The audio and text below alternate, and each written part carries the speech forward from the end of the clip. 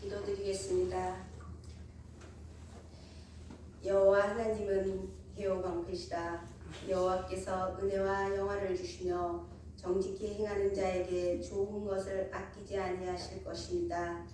만군의 여호와여, 주께 의지하는 자는 복이 있나이다. 아멘. 주를 앙호하는 자에게 새해 힘을 주시는 주님, 자칫 지치기 쉬운 계절에 새해 힘을 주셔서 주님의 전을 찾을 수 있도록 이끄심을 감사드립니다. 아멘.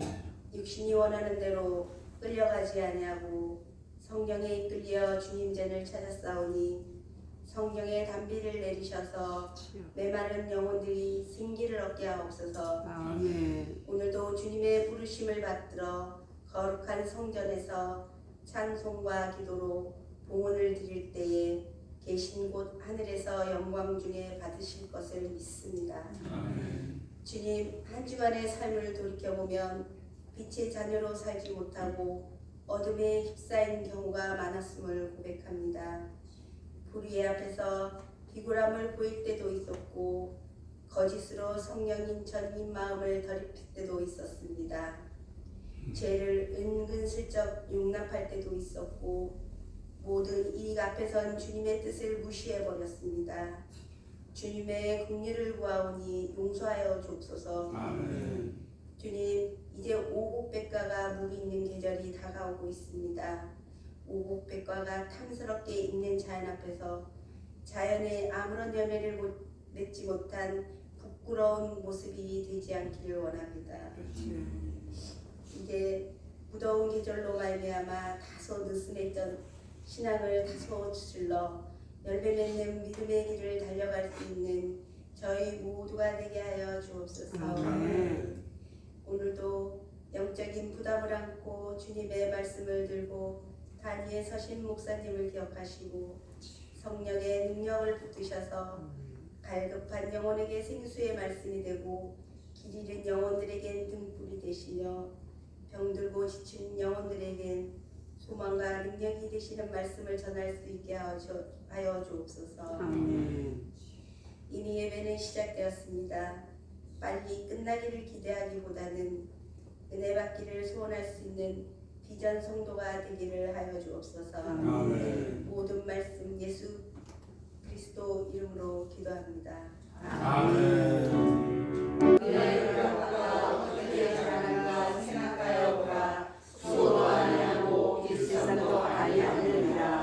아멘. 우리는 지금 사도행전을 보고 있습니다. 주일날에 사도행전을 보고 있는데 한 4, 5년째 지금 보고 있습니다. 그리고 지난 5월 17일 주일부터 우리는 사도행전 14장을 14주째 보고 있었습니다. 사도 바울은 우리가 사도행전 14장을 보았듯이 복음을 전하기 위해서 최선의 삶을 살았습니다. 그런데 하나님의 복음을 전했다고 해서 그의 삶이 형통했던 것은 아닙니다. 이 당시 전도 여행은 걸어서 했기 때문에 길에서 밥도 해 먹어야 하고 잠도 자야만 했습니다.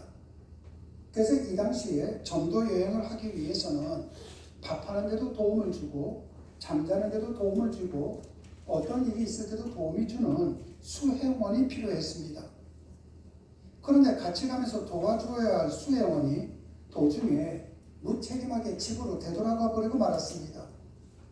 사도 바울 입장에서 본다면 참으로 난감한 상황이죠. 게다가 엎친 데 겹친 격으로 사도 바울은 풍토병에까지 걸렸습니다. 죽을 수도 있습니다. 그런데도 복음을 전하기 위해 사도 바울은 병든 몸을 이끌고 3,000m가 넘는 그 타우르스 산맥을 넘어갑니다. 여러분, 이 산속에서 먹고 자야 하는데 저 산을 걸어서 넘어가는 데 시간은 최소한 일주일 이상 걸립니다. 지금 풍토병에 걸려서 사도 바울이 이 산을 넘어가서 도시에 도착을 합니다. 도시에 도착을 해서 복음을 전하는데 사람들이 핍박을 합니다. 그래서 쫓겨났습니다. 돌세례를 합니다. 그리고 모함도 받았습니다. 심지어 어느 도시에서는 돌 세례를 퍼부어서 그 돌에 맞아 사도 바울이 죽었다고 생각을 하고 사도 바울의 시체를 성 밖으로 질질 끌어다가 내버리기까지 했습니다. 사도 바울이 걸었던 그 길은 두 번 다시 생각하고 싶지 않은 길입니다. 고난의 길입니다. 그런데도 불구하고 사도 바울은 그 길을 가면서 하나님을 원망하지 않았습니다. 바울은 누구도 원망하지 않고 계속해서 복음을 전합니다.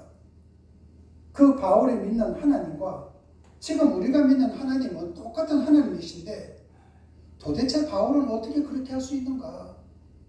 우리는 입으로만 주여 주여 외쳤지 사도 바울은 삶으로 외친 사람입니다. 어떻게 이것이 가능할 수 있겠습니까?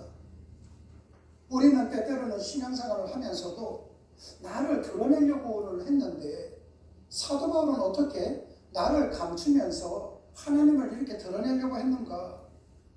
오늘은 이 부분을 오늘과 다음 주에 두 차례에 걸쳐서 좀 생각을 해보고 난 다음에 사도행전 14장을 다시금 시작을 하려고 합니다. 오늘 대표 기도를 해주셨던 우리 권사님께서는 여호와께서는 아끼지 않습니다. 그리고 기도를 시작하셨습니다. 그리고 육신을 이끄는 대로 가지 않고 성경이 이끄는 대로 이 자리까지 나왔습니다. 여러분 모두 다는 성령이 이끄셔서 지금 이 자리에 나오신 분들이십니다. 그런데 하나님께서 오늘 여러분들에게 아끼지 않고 주고자 하는 것이 무엇인가? 말씀입니다. 그래서 오늘 말씀도 아끼지 않고 여러분에게 드리려고 합니다. 우리 로마서 12장 1절 말씀을 개역 개정권만 한번 다 같이 합독하도록 하시겠습니다. 그러므로 형제들아 내가 하나님의 모든 자비하심으로 너희를 원하노니 너희 몸을 하나님이 기뻐하시는 거룩한 산지로 드리라. 이는 너희의 드릴 영적 예배이라. 아멘. 우리가 일반적으로 영적 예배하면은 뭔가 조금은 요란스럽게 드리는 예배가 영적 예배라고 착각하는 분들이 있습니다. 한번 세번역 성경으로 다 같이 합독하시겠습니다. 형제자매 여러분, 그러므로 나는 하나님의 자비하심을 입어 여러분에게 권면합니다. 여러분의 몸을 하나님께서 기뻐하실 거룩한 산제물로 드리십시오. 이것이 여러분의 드릴 합당한 예배이니라. 아멘. 영적 예배는 합당한 예배를 뜻하는 겁니다. 헬라어에서도 합당한 예배를 뜻합니다. 근데 여기에 보면은 개역개정은 산제사라고 표현이 되어 있는데 세번역 성경은 산제물로 표현됩니다. 왜냐하면은 여기서 예배를 뜻하는 헬라어 라트레이아라는 것은 제사 행위나 예배를 뜻합니다. 제사 행위에서는 그 제물을 잡지 않습니까? 그래서 산제사와 산제물은 같은 의미입니다. 그리고 영적을 헬라어로 로비온이라고 얘기하는데 이 부분은 우리가 많이 여러분에게 말씀드렸습니다. 이것은 우리의 이성이 동원된 예배입니다. 생각하면서 드리는 예배가 바로 영적인 예배가 된다는 것입니다. 내가 생각을 하면서 드리는 예배가 합리적인 예배가 된다는 것입니다. 여러분 감성적으로 드리는 예배도 아름답습니다. 그런데 감성적으로 드리는 예배는 분위기와 감정에 치우치기가 쉽습니다. 그래서 분위기와 감정에 휩쓰이다 보면은 신앙이 성숙되는 데는 한계가 있습니다. 감성적으로 예배를 드리다 보면은 하나님의 말씀보다는 분위기와 인간의 위로나 그것을 통한 기분 전환에 집중되기 때문에 진리에 들어가기가 힘들다는 것이죠. 그래서 예배당 안에서의 감동이 일상의 삶 속에서 연결되지를 못할 때가 많습니다. 그러므로 우리를 영적으로 깊이 이끌어주는 것은 생각하면서 드리는 예배가 이성이 동원된 신앙이 우리를 성숙하게 만들어준다는 것입니다. 그래서 우리는 내 삶의 의미가 무엇인가? 내가 왜 신앙생활 하는가? 늘 생각할 줄 아는 그리스도인들이 되어야만 합니다. 하나님께서 이것을 정말로 기뻐하실까? 내가 지금 바르게 신앙생활하고 있는 건가? 이러한 생각이 없이 내 주관적으로 신앙생활을 한다면 그것은 맹신입니다. 하나님의 중심이 아니라 자기 중심적인 맹신은 결과적으로 자기 자신을 나중에는 파괴를 시킵니다. 그래서 아무리 교회를 오래 다녀도 하나님의 말씀과 하나님의 섭리를 생각하지 않고 내 생각대로, 내가 좋아하는 것만, 내 감정대로, 내 방법대로만 한다면은 외형적으로 볼 때는 굉장히 열정적으로 보이지만은 그 사람은 습관적인 종교인일 뿐 참된 신앙인이 될 수는 없습니다. 믿음은 천지를 창조하신 삼위일체 하나님을 생각하는 것이요, 그 하나님의 말씀을 생각하고 내가 삶의 현장에서 말씀대로 사는 것이요, 자연의 이치와 인간의 역사를 통한 하나님의 섭리를 생각하고 거기에 내가 순종하는 겁니다. 그러므로 누구든지 습관적인 종교인으로 살아간다면 그 속에는 하나님의 역사심이 없습니다. 내가 습관적인 신앙생활을 한다면 하나님의 역사심은 없는데 자기 스스로가 이것은 하나님의 역사하심이야 스스로가 만드는 경우는 있습니다. 그래서 자아도취에 빠져서 헤매는 분들 굉장히 많습니다. 그래서 근심과 염려와 불안 속에서 아무 의미 없이 인생은 살아갈 수밖에 없게 된다는 것입니다. 마태복음 6장 33절 말씀을 다 같이 한번 합독하도록 하시겠습니다.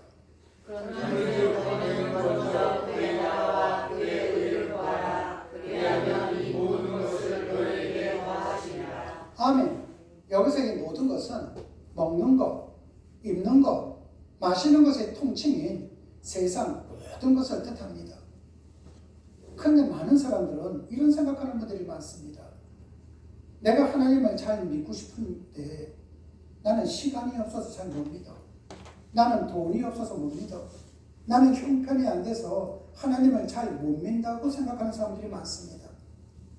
그러면서 늘 하나님께 조건을 붙입니다. 어떤 조건을 붙이는가?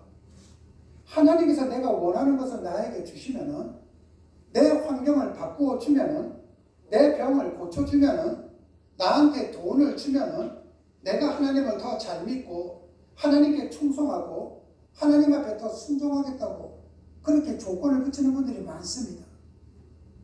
여러분, 조건을 붙이는 기도는 하나님의 뜻과는 상관이 없이 내 뜻을 관철하려는 거래나 요구에 가깝습니다.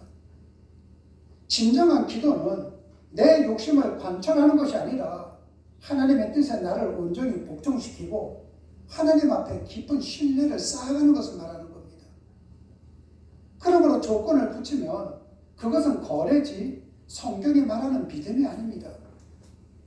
여러분들이 호흡할 때 나도 이루고 싶지만 이것이 없어서, 나도 저러고 싶지만 형편이 안 돼서, 여러분 그것은 나를 위로해 줄 수는 있습니다.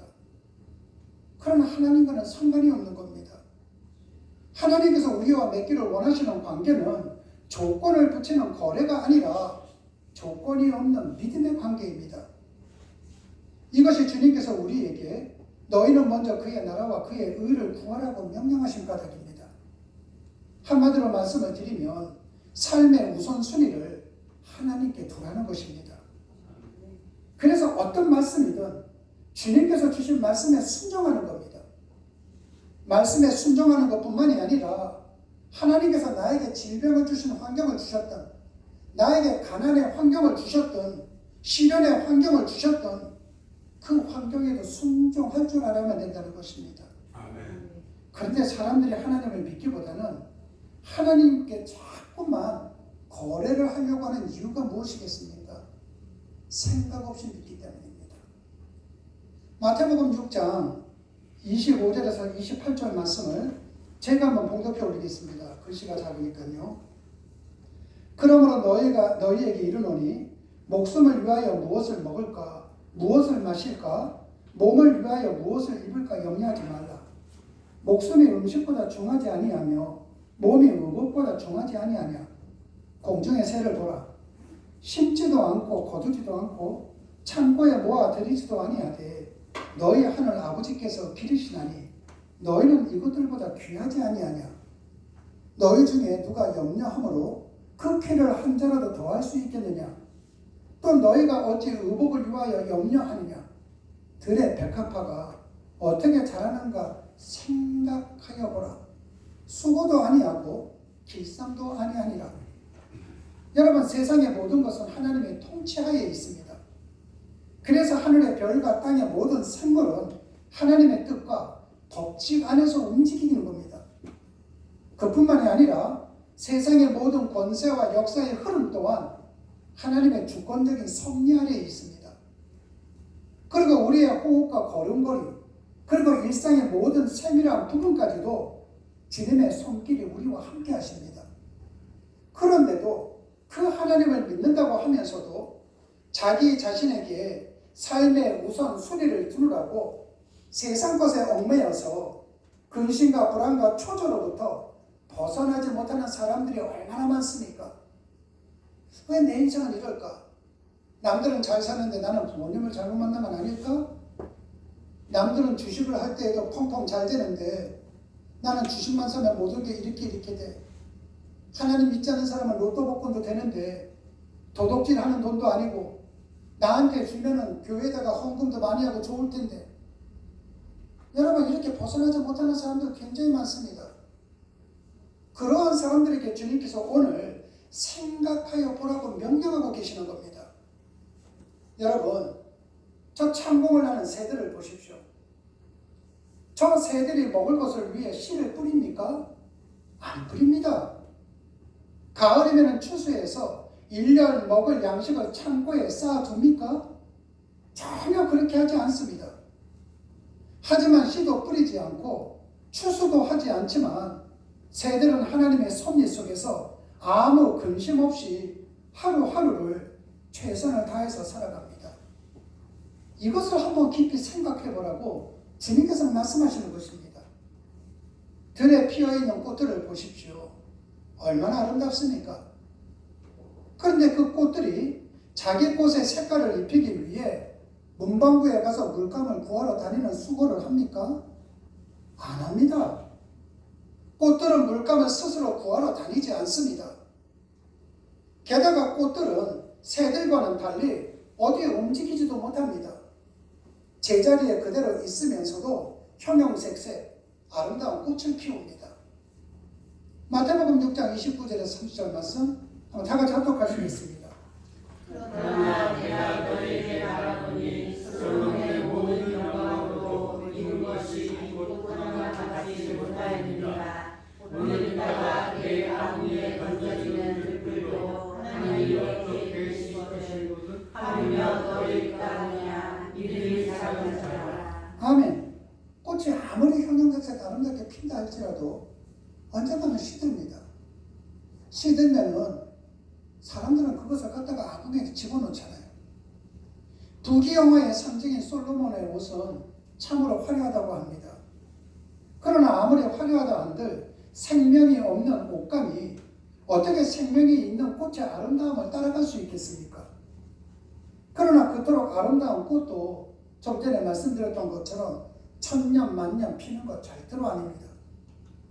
그렇게 아름답게 피었다가도 내일 시들어서 아궁이에 던져지는 들꽃도 하나님께서 저렇게 아름답게 입히신다면 그 하나님께서 당신의 독생자를 제물로 삼아 죽이시기까지 사랑하신 저와 여러분, 당신의 사랑하는 자녀들이야 두 말에 무엇하겠습니까? 그런데도 그 하나님을 온전히 믿지 못하는 인간들을 향해 우리 주님께서는 뭐라고 말씀하셨습니까? 하물며 너희니까 보냐 이 믿음이 작은 자들아, 질타를 하셨습니다. 여러분, 2000년 전에 이 주님의 질타를 직접 받았던 사람들은 하나님을 믿지 않았던 사람들이 아닙니다. 하나님을 믿는다는 유태인들이었습니다.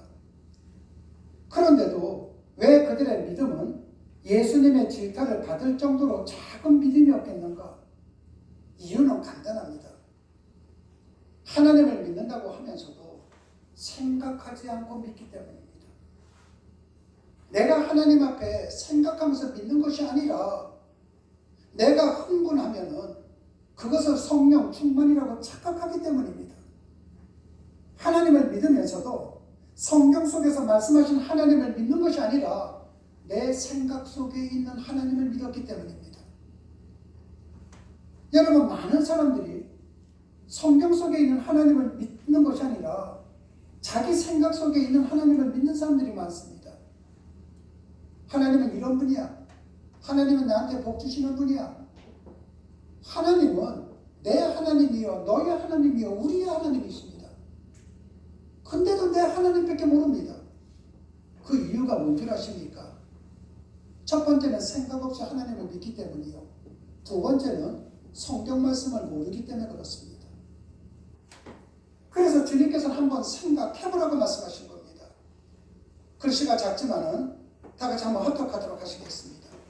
그러나 우리는 무엇을 먹을까 무엇을 마실까 무엇을 입을까 하지 말라. 이는 다 이방인들이 구하는 것이라. 너희 하늘 아버지께서 이 모든 것이 너희에게 있어야 할 줄 아시느니라. 그런즉 너희는 먼저 그의 나라와 그의 의를 구하라. 그리하면 이 모든 것을 너희에게 더하시리라. 아멘. 성경은 분명히 이렇게 말씀하셨습니다. 그런데도 많은 사람들이 기도할 때 보면은 하나님은 지금 내 사정을 모르는 거예요. 하나님 병을 고쳐주시옵소서. 하나님 우리의 곳간에 채워주시옵소서. 여러분, 하나님이 정말 모르실까요? 아닙니다. 하나님이 모르시는 것이 아니라 하나님이 알고 계신다는 것을 내가 모르는 겁니다. 여러분, 하나님은 다 알고 계시죠. 뿐만 아니라 내가 필요한 것을 하나님께 구하지 아니하면은 하나님께서 주지 않는다고 생각을 합니다. 여러분, 우리가 신약성경 보면은 소경이 있지 않습니까? 소경이 이야기합니다. 다윗의 자손이요, 내 소원 좀 들어주십시오. 그 사람은 장님입니다. 앞을 못 봅니다. 근데 예수님께서 제일 먼저 뭐라고 말씀하십니까? 네 소원이 뭐냐? 여러분, 장님의 소원이 뭐가 되겠습니까? 장님의 소원이 근육 좀 붙여주세요. 아니면은 저처럼 머리숱이 없다 보니까 머리숱 좀 많이 나게 해주세요. 이러지 않잖아요. 장님의 소원은 눈 뜨는 겁니다. 근데도 불구하고 우리 주님께서는 내 소원이 무엇이냐고 물어봤잖아요. 너희의 삶을 먼저 인정하라는 것입니다. 여러분, 우리는 좋아하는 성경 구절 가운데 너희는 내게 부르짖으라 내가 응답하겠다? 참 좋습니다. 그런데 여러분 한번 생각을 해보십시오. 여러분이 부르짖은 것마다 다 응답 받으셨습니까? 아마 응답 못 받은 게 더 많을 거예요. 그 이유가 뭔지 아십니까? 그 앞에 있는 하나님의 말씀을 생각하지 않았기 때문입니다. 너희가 내 안에 거하고 내가 너희 안에 거할 때 너희는 내게 부르짖으라 내가 응답하겠다. 사람들은 하나님의 말씀 안에 거할 생각을 안 합니다. 그리고 소리 지릅니다. 그런데 우리 주님께서는 너희가 나에게 부르짖기 이전에 너희가 내 안에 내가 너희 안에 거하는 환경을 만들라는 것입니다. 그래서 우리가 생각할 줄 알아야만 됩니다. 그런데 생각할 줄 모르다 보니까 천지를 창조하신 하나님을 믿는다고 하면서도 먹고 사는 문제를 뛰어넘지를 못합니다. 그래서 이것저것 내가 생각하는 거, 내가 알고 있는 방법대로 하나님께 기도할 때가 얼마나 많습니까? 여러분, 이걸 극단적으로 표현하면 이런 뜻이 됩니다. 제가 지금 몸이 아픕니다. 제가 지금 물질이 없습니다. 그런데 많은 사람들은 이렇게 기도하는 사람들이 많습니다. 하나님, 저에게 이 병을 좀 고쳐주십시오. 그런데 성경에서 이야기하는 원리는 뭡니까? 하나님, 왜 저에게 병이 왔습니까? 제가 혹시 건강할 때 듣지 못했던 음성이 있었기 때문에 하나님께서 저에게 지금 질병을 주셨습니까? 이 병은 제가 원하는 것이 아닙니다. 근데도 불구하고 하나님께서 저에게 질병을 주셨다면 이 질병을 통해서 저에게 깨우치라는 것이 있을 텐데 그 깨우치는 것이 무엇인지 가르쳐 주십시오. 이것이 성경이 말하는 기도입니다. 그러고 난 다음에 그 기도를 통해서 내가 무언가 깨우칠 때 하나님께서 우리의 병을 고쳐주시는 겁니다. 내가 소리를 지르며 기도했기 때문에 병을 고쳐주는 것이 아니라 내가 그 하나님 안에 들어가는 기도를 할 때에 하나님께서 기도를 들어주시는 거거든요.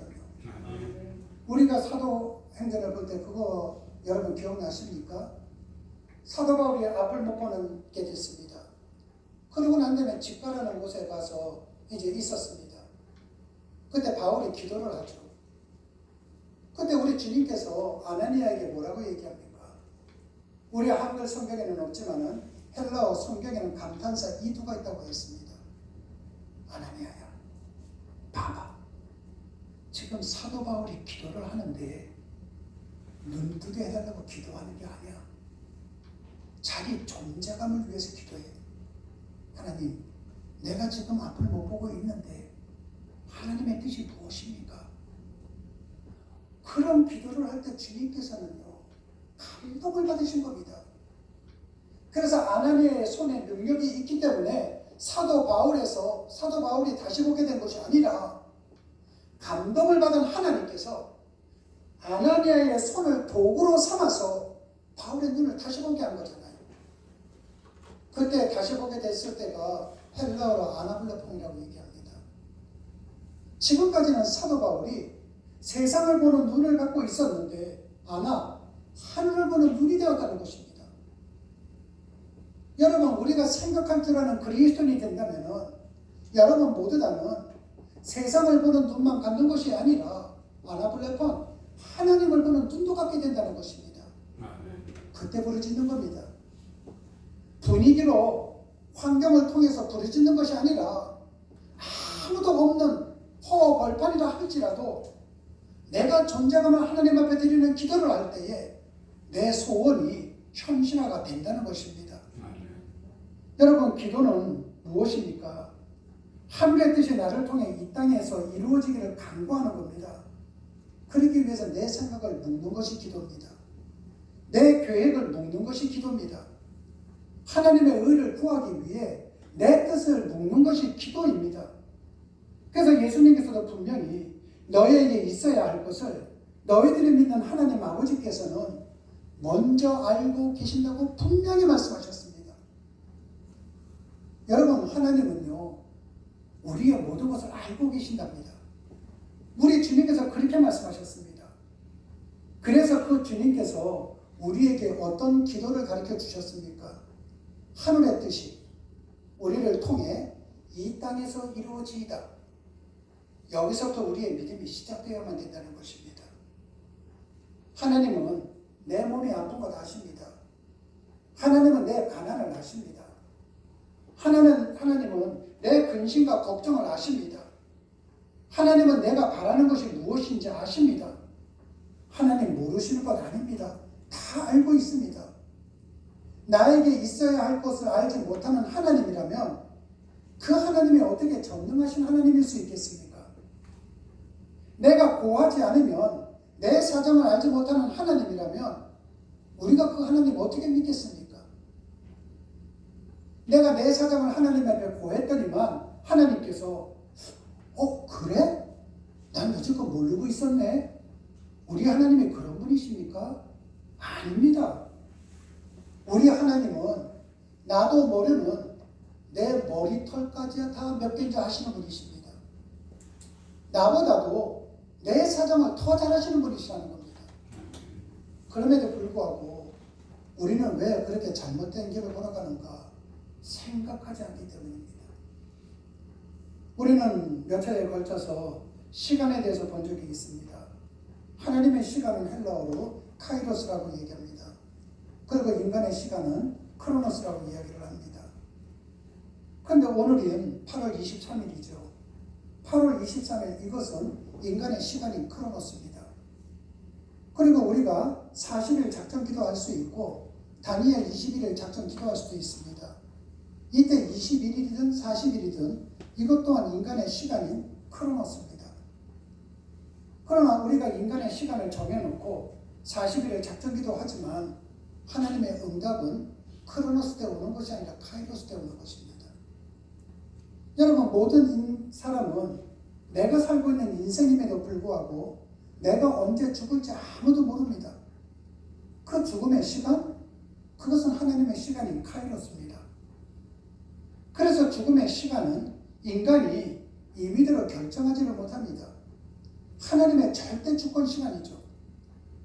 이처럼 여러분들이 작정을 하든 안 하든 여러분들이 기도를 할 때에 하나님께서 응답해 주는 시간은 카이로스입니다. 근데도 불구하고 사람들은 자꾸만 내가 원하는 때에 이루어지기를 원하시는 분들이 굉장히 많습니다. 많은 교회와 그리스도인들이 하나님의 때를 기다리지 않고 자기가 바라는 때에 하나님 앞에 응답을 달라고 기도하시는 분들이 너무나도 많죠. 그런데 여러분, 하나님은 내 때에 주지 않습니다. 하나님은 하나님의 때에 주십니다. 심지어 우리 주변에는 참 이 부분은 상당히 심각한 부분이기도 합니다. 제가 며칠 전에도 그 국민일보를 이렇게 좀 봤습니다. 또 다른 종교 신문을 봤습니다. 저는 왜 그런 광고를 하시는 목사님들이 있는지 모르겠습니다. 각종 질병 다 고쳐준답니다. 그 교회에 오면은. 여러분, 그게 정말이라면은 병원 필요 없는 거 아닙니까? 사업이 안 되는 분 찾아오랍니다. 무슨 무장입니까? 전쟁입니까? 여러분, 우리 주변에 자신에게 신유의 능력이 있다, 예언의 능력이 있다고 하는 목회자들도 많습니다. 오늘 여러분들 꼭 알고 돌아가십시오. 신유가 뭔지 아십니까? 헬라어로는 아이오마이라고 얘기합니다. 아이오마이가 무엇인가? 회복한다는 뜻입니다. 저 사람에게 지금 문제가 있습니다. 아픔이 있습니다. 하나님의 말씀으로 회복시켜서 하나님을 만나게 함으로 인해 하나님으로부터 고침을 받게 해주는 겁니다. 그런데 류마티스서부터 시작을 해서 각종 암까지 다 고쳐준다고 하는 무당 같은 목사들이 얼마나 많은지 모릅니다. 제가 그 광고를 보고 또 제 주변에도 그런 분들이 있는 걸 보면은요, 제가 목사라는 것이 창피할 정도입니다. 여러분, 신유라는 것이 아이오마이뿐만이 아니라 테레보라고도 얘기합니다. 이거는 섬긴다는 뜻입니다. 저 사람을 바르게 하나님을 섬기게 만들므로 인해 갖고 저 아픈 사람이 하나님의 나라와 의를 구하게 함으로써 하나님 앞에 고침받게 해주는 것입니다. 그것이 신유의 은사입니다. 근데도 불구하고 또한 예언의 은사라는 말도 있지 않습니까? 예언이 뭡니까?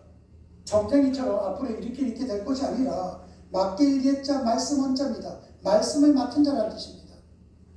말씀을 맡은 목회자들은 말씀을 갖고 풀이를 해서 성도들에게 줌으로 인해 내가 지금은 힘들지만은, 성도님이 지금 살아가는데 힘들지만은 하나님의 이 말씀을 보면은 성도님께서 이것을 이겨내신다면은 성도님의 미래는 장차 다가올 그 영광과 비교를 한다면 지금 고난 아무것도 아닙니다. 이렇게 얘기해 주는 것이 예언입니다. 근데도 그러지 못한 분들이 많잖아요. 여러분, 저도 목사입니다. 그런데 정말 저 산골에 있는 기도원을 찾아가는 분들을 한번 생각해 보십시오. 그분들 절박한 심정을 갖고 가는 분들입니다. 누군가가 와서 기도를 해달라고 할 때 그분들 정말 절박한 심정, 물에 빠진 사람 지푸라기라도 짚는 심정으로 가는 것 아닙니까? 그런데 그렇게 절박한 마음을 가지고 나오는 분들에게 많은 곳에서 뭐라고 해야 합니까? 자기가 기도해주면 병이 낫는답니다. 그러다가 병이 낫지 않으면 뭐라고 하는 줄 아십니까? 너의 믿음이 약해서, 네가 내 말을 아직까지 받아들이지 못해서, 너의 기도의 분량이 많지 않아서 책임까지 회피합니다. 여러분, 기독교는 자기의 소원을 이루는 종교가 아니라 하나님의 뜻을 이루는 생명입니다. 그럼에도 이렇게 하면 하나님이 복을 주신다, 저렇게 하면 하나님께서 우리를 형통하게 해주신다. 여러분, 우리가 이렇게 하면 하나님이 다루어지는 겁니까? 우리가 저렇게 하면 하나님이 다루어지는 겁니까? 나로 인해서 다루어지는 하나님이라면 그 하나님 믿으면 안 되죠. 그런데 생각 없이 하는 겁니다. 하나님께 병을 고쳐달라고 기도를 했지만 평생 지병을 달고 살았던 사도 바울은 믿음이 약해서 병이 안 고쳐진 겁니까? 기도의 분량이 작았기 때문에 사도 바울은 병을 못 고친 겁니까? 아니지 않습니까? 겟세마네 동산에서 죽음의 잔을 지나가게 해달라고 기도했지만 십자가에서 돌아가신 예수님은 하나님으로부터 응답을 못 받은 겁니까? 아니잖아요. 여러분, 기도는 넋두리가 아닙니다. 기도는요, 나에게 어떤 문제가 있을 때에 지금 당장은 나에게 고난으로 다가오지만 장차 다가올 영광을 위해 하나님이 나에게 주신 선물이십니다. 그렇게 여러분들이 어떤 환경 속에 있을 때 벗어나려고 하는 기도를 하기 이전에 이 환경을 주신 하나님의 뜻을 먼저 구하는 자들이 되셔야만 된다는 것입니다. 아멘. 꼭 여러분들께서 그렇게 얘기하시면 목사님, 전 그렇게 기도합니다. 누가 봐도 그렇게 기도합니다. 언제든지요. 우리 빌립보서 4장 13절 말씀을 다 같이 한번 합독하도록 하시겠습니다. 내게 명령 주시는 자 안에서 우리가 모든 것을 할 수 있느니라. 아멘. 이거 기독교인들이 참 좋아하는 말입니다. 근데 여러분 어떻습니까? 여러분 모든 거 할 수 있었습니까? 여러분, 내가 모든 것을 이길 수 있다는 헬라어가 판타이스케어입니다.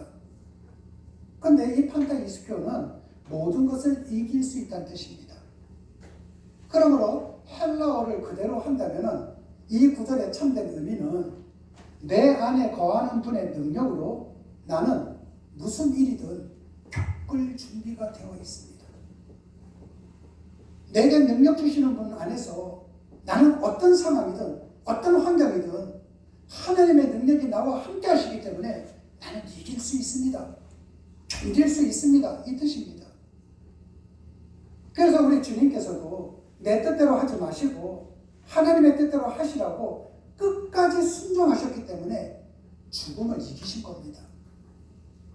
이처럼 천지를 창조하신 하나님을 단 한 번이라도 생각해 보면, 하나님께서 우리에게 약속하신 언약과 섭리를 생각해 보면 내 삶의 우선순위를 하나님께 드리는 참된 그리스도인으로 살아갈 수밖에 없다는 것입니다. 우리 마태복음 6장 34절 말씀을 합독하도록 하시겠습니다. 그러므로 내일을 위하여 염려하지 말라. 내일은 내일 염려할 것이요 하늘의 괴로움은 그날로 족하니라. 아멘. 이 말씀도 우리는 몇 차례 본 적이 있습니다. 예수님의 이 말씀이 내일 일은 내일 염려하라고 끝맺는 것처럼 보입니다. 마치 오늘 밤 12시까지는 오늘만 걱정하고 12시 땡 치면 이제 내일 걱정하라, 이런 뜻으로 보입니다. 이 부분은 헬라어를 해석할 때 완벽하게 오역, 잘못 해석한 것 중에 대표적인 것입니다. 예수님께서는 그렇게 말씀하지 않았습니다. 우리 성경은 내일이 문법적으로 부사라고 했습니다. 시간을 뜻하는 겁니다. 근데 헬라어는요, 내일이 부사가 아니라 주어라고 얘기했습니다. 그래서 정확하게 해석하면 이런 뜻이라고 했습니다. 내일은 내일을 허락하신 하나님께서, 내일을 창조하신 하나님께서 너에게 내일을 열어주실 것이다. 너는 오늘 하나님과 바른 관계를 맺어라. 이것은 이 뜻이라고 했습니다. 여러분, 내가 오늘 하나님과 바른 관계를 맺으면 내일은 내일을 열어주시는 하나님께서 나의 내일을 책임져 주시고 내일을 우리 주님께서 열어주신다는 것입니다. 그렇다면 우리는 이런 질문을 합니다. 하나님께서 우리의 삶을 책임져 주신다면 아예 괴로움도 주지 말고 아픔도 주지 말고 고난도 주지 말아야지, 왜 우리의 삶을 책임져 주신다면서 구태여 고난과 괴로움과 아픔을 겪게 하시는가? 이 질문에 대해서는 이미 주님께서 2000년 전에 사도 바울을 통해 우리에게 답변을 해주셨습니다. 설교 초반에 말씀드렸던 겁니다. 로마서 8장 18절 말씀을 다 같이 합독하도록 하시겠습니다. 생각하건대 현재의 고난은 장차 우리에게 하나님의 영광과 비교할 수 없다. 아멘. 자, 지금 내가 고난을 당하고 있습니다. 지금 여러분들도 고난 당하고 있는 겁니다. 그런데 생각이 없으면 그 고난 때문에 나는 늘 불평스러운 겁니다. 왜 나한테 이렇게 해? 내가 누구한테 해코진 일도 없었는데, 누구한테 잘못도 없는데 왜 내 인생에 이런 일이 생겨? 생각이 없으면 고난 때문에 나는 늘 불만, 불평이죠. 그런데 로마서 8장 18절이 뭐라고 생각합니까? 생각해보면은 이 고난 속에는 비교할 수도 없는 영광이 있다는 것입니다. 왜 학생들이 놀러 다닐 때 놀러 다니지 않고 고난의 책상 자리에 앉아있는 줄 아십니까? 장차 다가올 영광이 알기 때문에요. 그러므로 신앙인은 언제나 생각하면서 살아야 하고 생각하면서 믿어야만 합니다. 그래서 우리는 생각하는 그리스도인들이 되어야만 합니다. 하나님께서는 어떤 분이십니까? 하나님께서는 우리를 날마다 하나님의 영으로 인도해 주시는 분이십니다. 그리고 우리로 하여금 당신을 아빠라고 부를 수 있게 해주신 분입니다. 나 같은 미물을 살리기 위해 당신의 독생자를 죽이신 분이 하나님이십니다. 하나님께서 그토록 나를 사랑하심에도 내가 지금 괴로움의 현장에 있다면은, 나를 고난의 현장에 있게 하셨다면은, 그것이야말로 하나님께서 나에게 더 좋은 것을 주시고자 한다는 증거가 아니겠습니까? 우리가 고난을 겪을 때면 너무나 고통스러운 나머지 이 세상에서 나만큼 불쌍한 사람이 없는 것처럼 여겨질 때도 많습니다. 그러나 생각하는 그리스도인에게는 그 고난은 잠시 잠깐일 뿐입니다. 영원한 삶, 영원한 생명에 비추어 보면 하나의 점에 불과합니다. 그래서 우리가 한 번이라도 깊이 생각해 보면 현재의 고난과 괴로움은 장차 우리에게 나타날 영광과는 결코 비교할 수는 없습니다. 그러나 하나님을 믿는다고 하면서도 생각하지 않는 습관적인 종교인이 되면은, 천지를 창조하신 하나님을 믿는다고 하면서도 바람에 흔들리는 갈대처럼 주어지는 상황에 따라 일희일비 울기도 하고 웃기도 하며 인생을 낭비할 수밖에 없습니다. 주님께서는 그러한 우리에게 이 믿음이 작은 자들아 하시지 않았습니까? 여러분, 지금 우리의 삶은 장밋빛은 아닙니다. 그러나 한번 생각을 해보십시오. 여러분, 오늘 몸이 아프고 문제가 있다고 해서 작년에는 없었습니까? 재작년에는 없었습니까? 내년에는 없을 것 같습니까? 아닙니다. 언제나 있었습니다. 그리고 그 당시에는 죽을 맛이 났었는데 지금 이 자리에 온 것은 무엇을 뜻합니까? 하나님께서 책임져 주신 것 아닙니까? 여러분, 어제도 오늘도 하나님께서 우리를 책임져 주시는 분입니다. 그 전지전능하시며 무소부재 하시며 우리를 죽기까지 사랑하시는 하나님이 나와 함께 하시는데, 이것을 내가 정말 생각할 줄 안다면 세상에 두려울 곳이 어디에 있겠습니까? 여러분, 하나님은 언제나 우리와 함께 하십니다. 갓난아기를 생각을 해보십시오. 갓 태어난 갓난아기는 자기 엄마 이름 모릅니다. 자기 아버지 이름 모릅니다.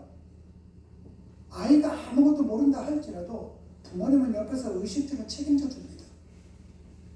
어쩌면 갓난아기는 자주 보는 모습이다 보니까 인간의 인지 능력으로 인해서 엄마 보면 미소를 띄울 수는 있습니다. 앞가림할 수는 있습니다. 근데 부모님에 대해서 많은 거 모릅니다. 그러나 자식이 나를 모른다 하지라도 부모님은 모든 걸 다 책임져 주십니다. 우리는 하나님을 지금 모를 수도 있습니다. 하나님에 대해서 많은 걸 알지 못할 수도 있습니다. 그런데 하나님은 우리와 함께 하십니다. 우리의 의식주를 지금도 책임져 주고 계십니다. 그래서 여러분 모두 다 옷 입고 왔잖아요. 여러분 예배 끝나면 집으로 돌아가잖아요. 예배 끝나면 밥 들지 않습니까? 식사하지 않습니까? 하나님은 내 욕구에 차지는 않지만은 우리의 의식주를 책임져 주시는 분이시오. 언제나 우리와 함께하는 분이십니다. 그것을 생각하면서 믿는다면 여러분의 나라는 새날이 될 것이요, 그것을 생각하면서 여러분들이 신앙의 길을 걸어가신다면 여러분들에게는 새로운 달달이 될 것이요, 그리고 새로운 해가 될 것입니다. 아멘. 여러분 모두 다 그러한 길을 걸어가시기를 주님의 이름으로 축원합니다. 아멘. 기도하시겠습니다. 사랑해 주님 감사합니다. 사랑해 주님, 근심과 염려의 구름이 나를 덮치려 할 때 심지도 거두지도 않은 새들을 먹이시고 길쌈도 하지 않은 꽃들도 입히시는 하나님을 생각할 수 있는 우리가 되기를 원합니다. 고난의 괴로움이 닥칠 때 현재의 고난은 장차 우리에게 다가올 영광과 비교할 수 없다는 하나님의 말씀을 생각하는 우리가 되기를 원합니다.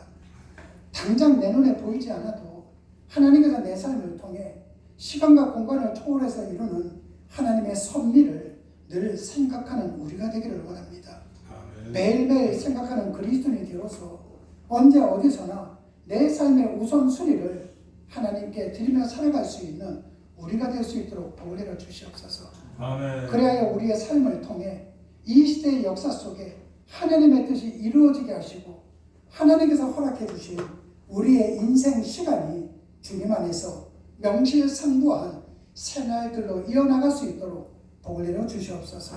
아멘. 주님 고맙습니다. 예수님 이름으로 기도드렸습니다. 아멘.